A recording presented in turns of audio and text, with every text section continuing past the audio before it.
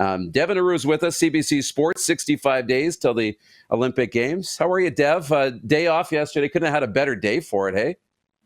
Well, I was Finally? going to say vacations. What's a vacation? What's a day off, Darren? Wonderful to see you. Always grateful to be on the show. And yeah, 65 days until the Paris Olympics, 98 days until the Paralympics. We are in full-on go mode right now with the CBC. Yeah, I can't wait. There are little moments that get me really excited. Today's one of them. You know, you coming on, looking at the games, and they're talking about favorite Olympic sports for the Summer Olympics. So put your fan hat on and think about that for a second. The other one happened, I want to say a few weeks ago when CBC unveiled a lot of the Olympics and, you had the photo shoots and the rest. And you did an Instagram Live with Allison Jackson.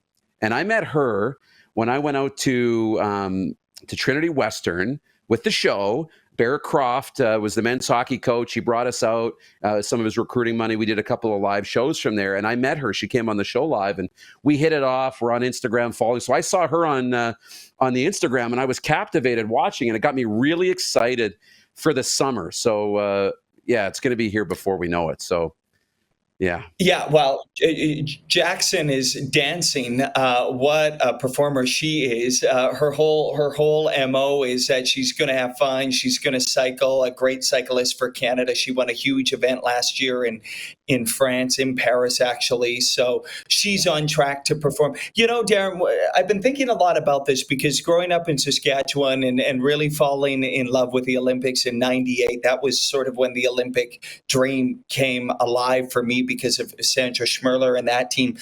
I always loved the Winter Olympics more. We were Canada. We were good at the winter sports. But for me, I'm actually a bigger fan, I would probably say, of the Summer Games now. And maybe that's because Canada is more competitive than we've ever been on the summer side of things. In fact, I think this Olympic cycle is probably going to be the tipping point in how Canadians see themselves globally in a sporting sense. Because if you look everywhere you look, we're competitive in the pool, on the track, in the field. The men's basketball team, I think, could probably be the story of the games. You hear Jamal Murray committing to the team. Shai Gilgeous-Alexander probably should have been MVP, in my opinion. That team is going to be incredible. I just came off 8 days of Olympic and Paralympic swimming trials coverage. Summer McIntosh, people aren't even ready. This country isn't even ready for what Summer McIntosh is going to do in the pool. 17 years old. She's the Michael Phelps on the women's side of things. She could win 3 or 4 gold medals in the pool. She could win 5 or 6 medals, including relays. So it's just awesome. You said put your fan hat on. Darren, I think I'm probably a fan every time I show up at these events because I think our Canadians are extraordinary. It's going to be wild this summer. It's going to be really wild. And I talked about summer a little bit earlier on in the program. And, I wanted to ask you, like you just said, how high those expectations are. And we always come away with the Olympics with a few great feel-good stories. And some come out of nowhere, some don't. She's not going to come out of nowhere. It's going to be awesome. But she's going to come onto a lot of people's radar that don't follow, in the 4 years in between. Darren, I love that you said that because I had a conversation as I went to pick up more coffee ahead of this. That's where we're at right now. But we were talking about Summer McIntosh, and I said, I hope we're doing a good enough job to signal to Canadians how good Summer McIntosh is going to be this summer. Our motto sort of at CBC Sports is Canadians shouldn't be learning about our athletes for the first time when they get onto the podium at an Olympics or Paralympics. This is going to be summer's Olympics. I might say that too many times throughout Paris. But how about that? Right. I followed her journey from the beginning when she was 14 years old and went to the games and put the world on notice then. She starts on opening night on Saturday, July 27th in Paris against Katie Ledecky and Ariane Titmus in the 400-meter freestyle, a race of the century, they're already calling it. And she's likely going to win Canada's first medal at the games.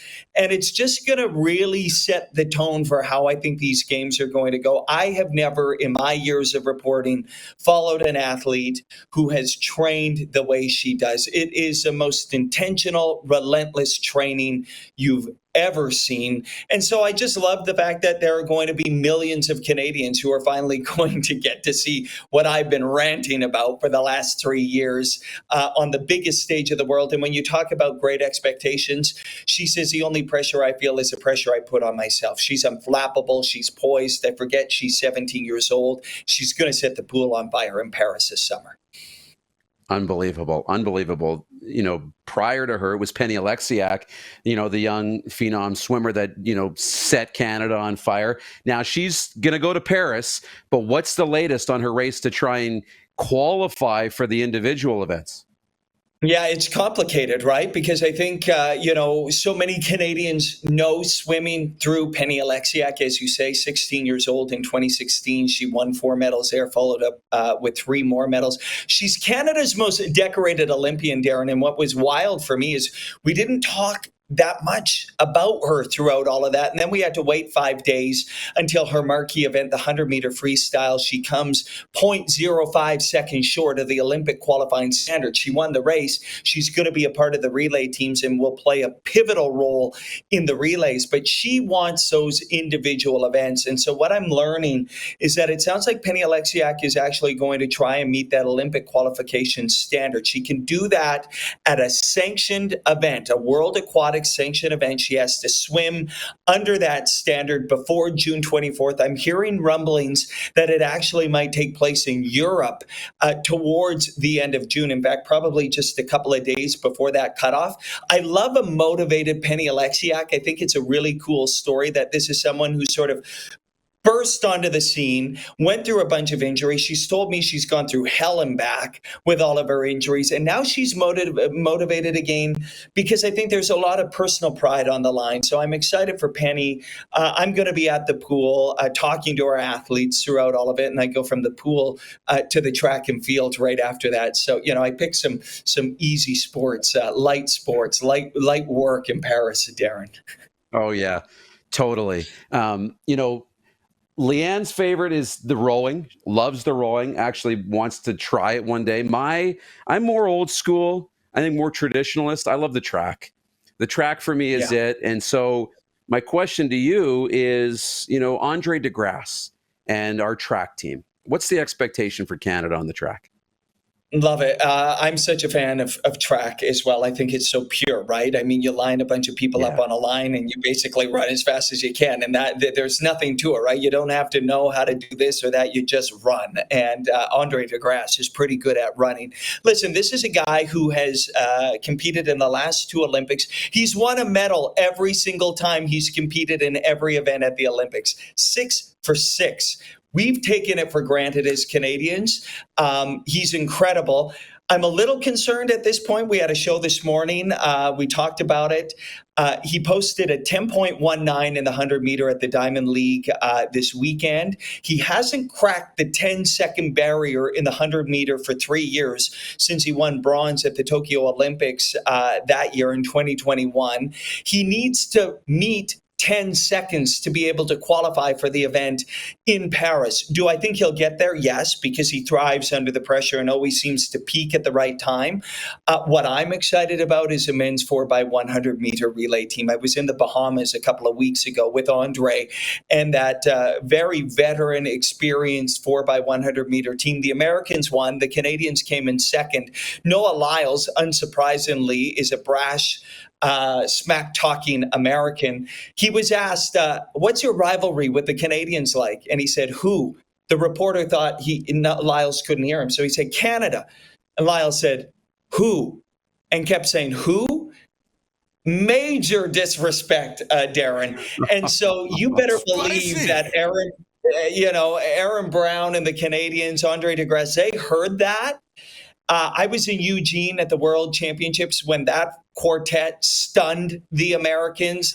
They didn't do any interviews after that. So you better believe that I'll be ready to ask Noah Lyles, should the Canadians win in Paris, if he now knows who the Canadians are. So that will be a spectacular showdown. I think Andre and those So guys great. will be ready to go. It's fantastic. It's great drama. We're going to be competitive. There's never been a time in Canada's history we've had four world champions all at the same time. That's the case right now on the track and the field. Hammer throw, we're a hammer throwing nation. So it's an incredible time to be a sports fan in this country.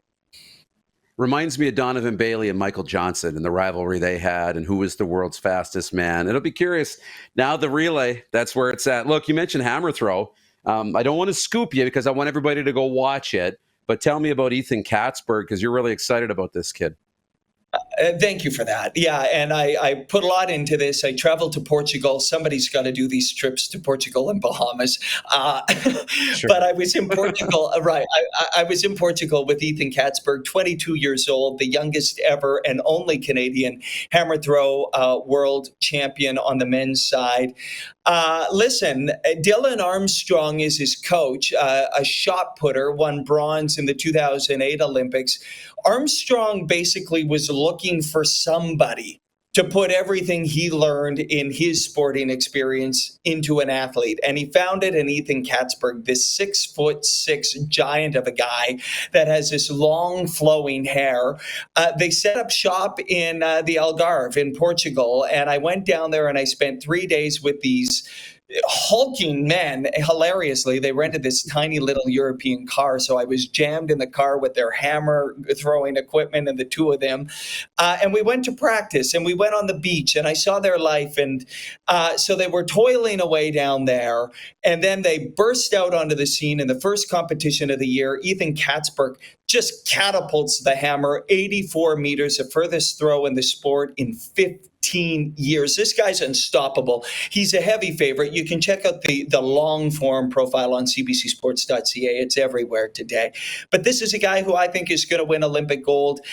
He's from Nanaimo, British Columbia, a long way from home in Portugal, but he's living on the beach. He's throwing a piece of steel further than anybody ever has and rewriting the history books for Canada. It's a beautiful thing. And Cameron Rogers, of course, on the women's side, she's a world champion in hammer throw too. So I'm sure, Darren, Canadians aren't used to watching hammer throw at the Olympics, but it's must-see television for Canada at these games. I can't wait. Yeah, I can't wait. I can't wait. Dev, always a pleasure, man. I hope you're well. Enjoy it. We're all going to be watching. It's going to be a lot of fun. Yeah, and of course, I got to give a shout out to everybody back home in Saskatchewan. I was tuning in to the Rough Rider exhibition game as I was headed to sit down with Josh Liendo, the great swimmer. So I was telling them all about the Rough Rider. So never forgetting where I come from, and appreciate you. You'll find a feed in Paris. You'll find a feed, I'm sure. Stay in touch, Dev. All the best. Thank you. Awesome.